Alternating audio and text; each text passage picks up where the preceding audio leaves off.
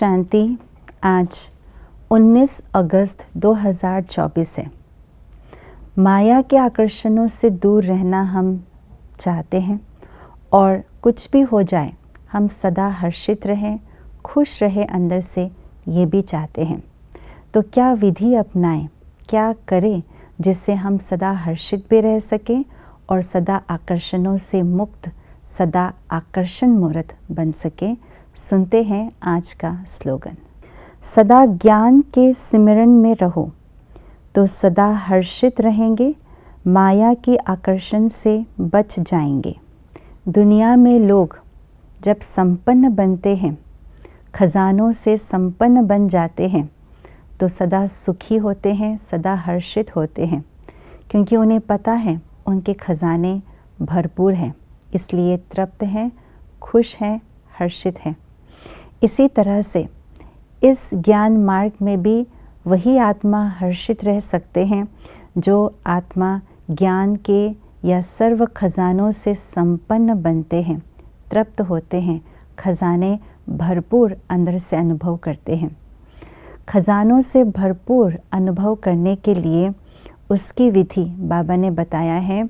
सदा ज्ञान का सिमरन करते रहो। कई बार बाबा कहते हैं बुद्धि में ज्ञान टपकता रहे। तो टपकना माना ज्ञान का सिमरन करते रहना। ज्ञान का सिमरन करना माना ज्ञान सागर के लहरों में लहराते लहराते, मनन चिंतन करते करते ज्ञान के सागर के नीचे तले में चला जाना।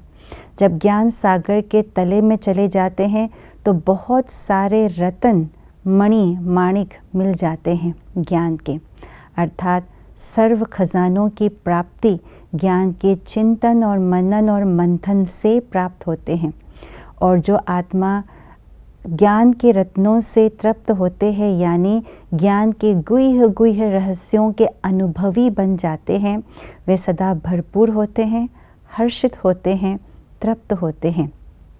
और उसकी निशानी शास्त्रों में भी दिखाया है। विष्णु चतुर्भुज शेष शैया पर लेटे हुए हैं। विष्णु माना लक्ष्मी और नारायण का कंबाइंड रूप।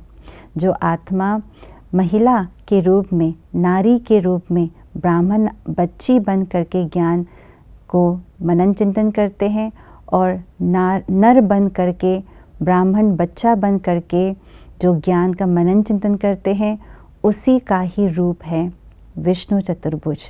तो उसी की निशानी के रूप में बाबा ने ये स्पष्ट किया है कि विष्णु चतुर्भुज शेष शैया पर लेटा हुआ है, हर्षित मुख।